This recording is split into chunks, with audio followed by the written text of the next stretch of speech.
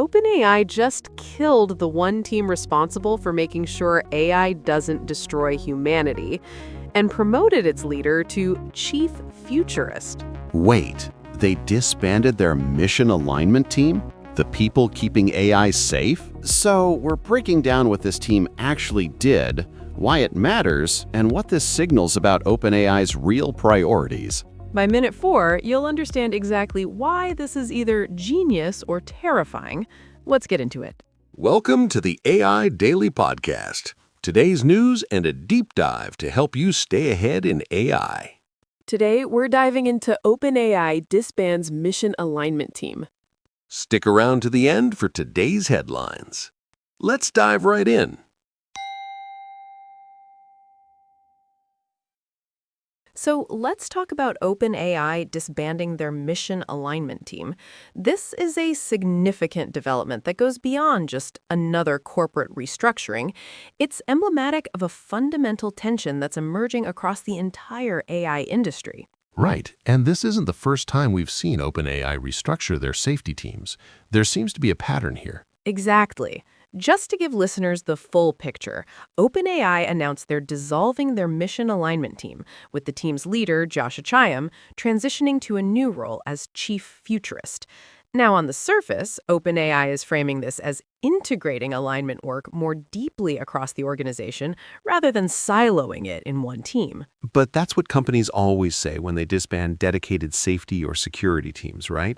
We're making it everyone's responsibility. Often means it becomes no one's priority. That's the concern many researchers are expressing. What makes this particularly noteworthy is the timing and context.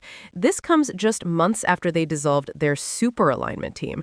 Remember, that was the team co-led by Ilya Sutskever and Jan Leik that was supposed to solve the AI alignment problem within 4 years.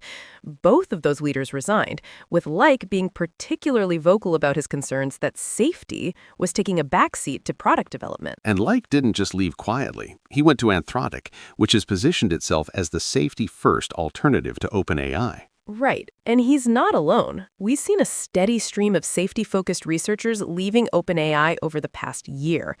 When you look at the pattern, the super alignment dissolution, key safety researchers departing, and now the mission alignment team being disbanded, it paints a picture of an organization that's systematically deprioritizing dedicated safety research. What exactly was the mission alignment team responsible for?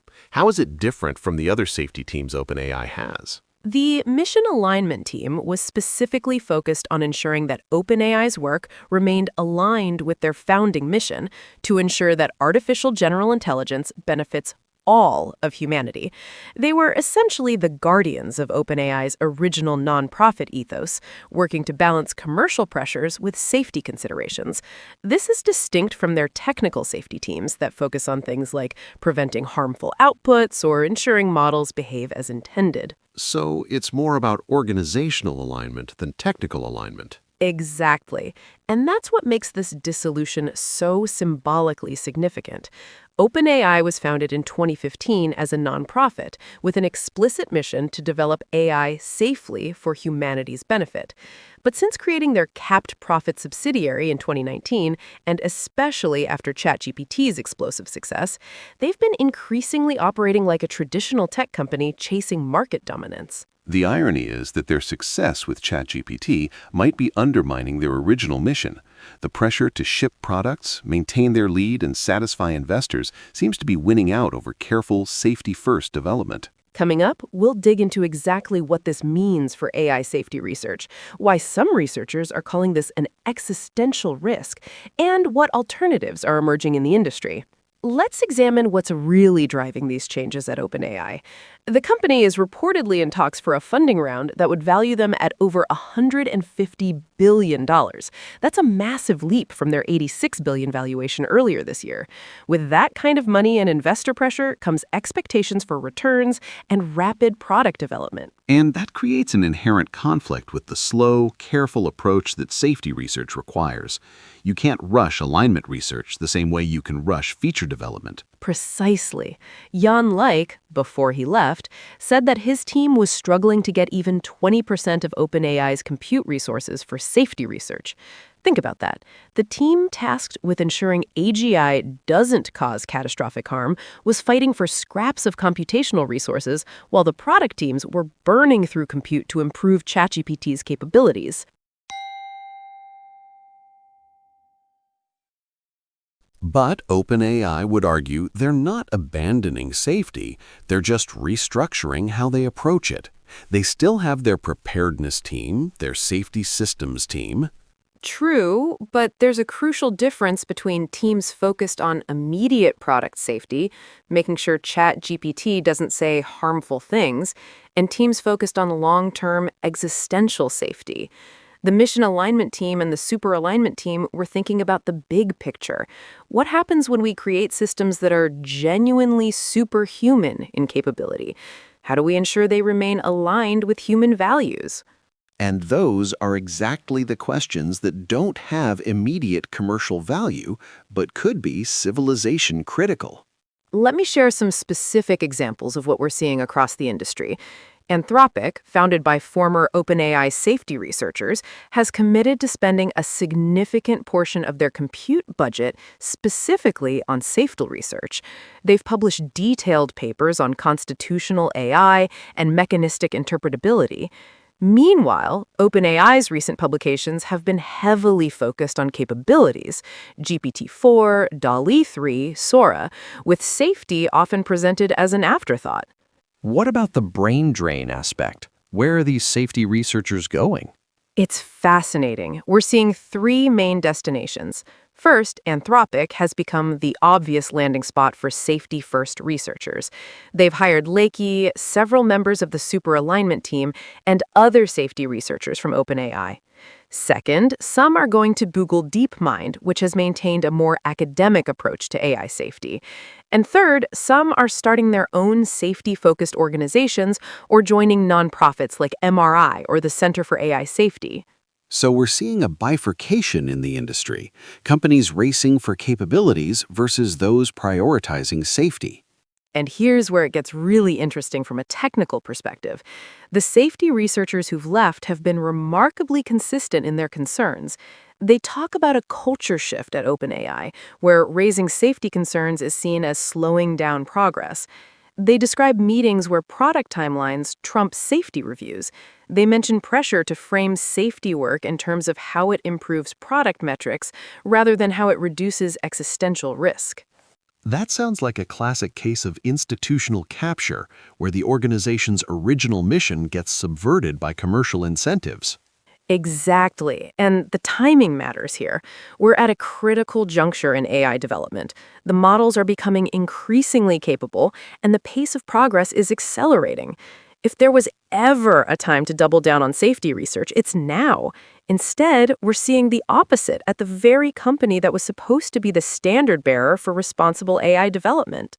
But playing devil's advocate, couldn't you argue that integrating safety across all teams rather than siloing it might actually be more effective?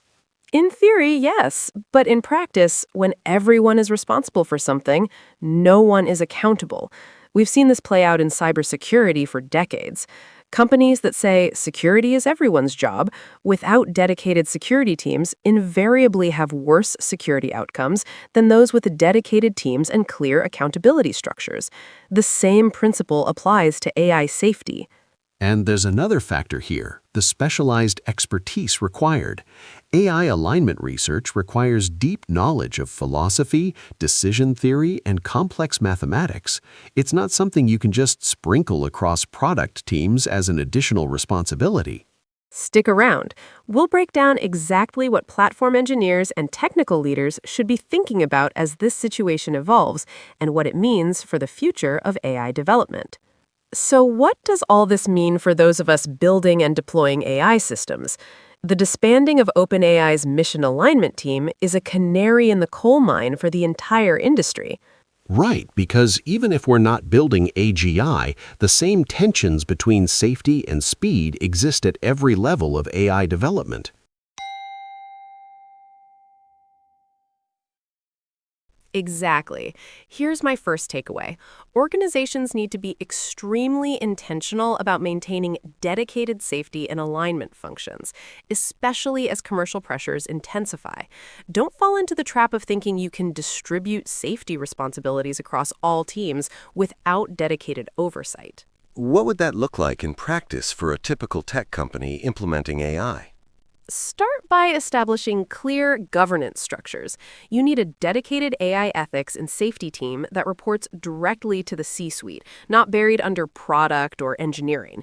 This team needs real power, the ability to delay launches, mandate safety reviews, and allocate resources for safety research.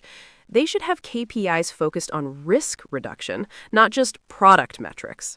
And presumably, you'd want to hire people with actual expertise in AI safety, not just repurpose existing security or compliance folks. Absolutely. Look for people with backgrounds in AI alignment research, ML safety, or AI ethics. The field is specialized enough now that you need domain experts. And here's a crucial point. Protect these teams from reorgs. One pattern we're seeing is that safety teams get restructured out of existence during growth phases or when investor pressure mounts. What about for smaller organizations that can't afford dedicated teams? For smaller orgs, at minimum, designate a senior engineer as your AI safety champion. Give them explicit time allocation, say 20%, to focus on safety considerations. Partner with external organizations like MRI or academic institutions for safety reviews. And most importantly, build safety considerations into your development process from day one, not as an afterthought. Looking at the broader industry implications, what should we be watching for? Watch for talent flows. Where safety researchers go tells you who's taking these issues seriously. I'd also watch for regulatory responses. The EU is already moving on AI regulation, and incidents like this could accelerate government intervention. Companies that proactively address safety concerns will be better positioned when regulations inevitably arrive. There's also the competitive dynamics to consider. If safety-first companies like Anthropic can't keep pace with those prioritizing speed, it creates a race to the bottom. That's the prisoner's dilemma of AI development. Everyone would be better off if we all moved carefully, but individual incentives push towards speed. This is why I think we'll see increasing calls for industry-wide standards or regulatory frameworks. The market alone might not solve this. So what should listeners do tomorrow? What are the concrete steps? First, audit your current AI initiatives. Are safety considerations baked into your development process, or are they an afterthought? Second, if you're in a position of influence, advocate for dedicated safety resources. Make the business case. Safety failures can be catastrophic for reputation and liability. Third, stay informed about best practices in AI safety. Follow researchers who've left OpenAI and see what they're building at places like Anthropic. And maybe most importantly, speak up when you see safety being deprioritized. The OpenAI situation shows what happens when commercial pressures go unchecked. Here's my final thought. OpenAI's journey from nonprofit guardian of AI safety to a company disbanding its mission alignment team is a cautionary tale about how quickly organizational values can shift under commercial pressure. The question isn't whether this will happen to other AI companies, it's whether we can build structures resilient enough to resist these pressures. Because the stakes aren't just about market share or valuations. When we're building systems that could fundamentally reshape society, getting alignment right isn't optional, it's existential. And that's something every engineer working with AI needs to internalize. We're not just building products anymore. We're building systems that could outlive us and outthink us. The responsibility that comes with that is enormous. The good news is that awareness is growing. The very fact that OpenAI's decision is controversial shows that the industry is starting to take these concerns seriously. The challenge now is translating that awareness into concrete action before it's too late. Before we wrap up, let's catch up on this week's infrastructure news. There's a major security vulnerability that's been uncovered in the way we edit large language models. Researchers just published a paper on Archive showing that locate then edit methods, the techniques used to update specific facts in LLMs, can actually be reverse engineered. Wait, so you're saying someone could potentially recover the edited data? That sounds like a huge privacy concern. Exactly. The paper demonstrates how parameter updates can be decoded to reveal what information was changed. This could expose sensitive data that companies thought they'd safely modified or removed from their models. That's definitely something AI companies need to address quickly. Speaking of AI safety concerns, did you see that another researcher just quit Anthropic? Yes, the BBC reported that an AI safety researcher resigned with what they're calling a world in peril warning. This is becoming a pattern. We saw similar resignations from OpenAI recently. It's troubling when the people working closest to these systems are raising alarm bells. The researcher apparently cited concerns about the pace of AI development outstripping safety measures. On the lighter note, here's something interesting from Reddit.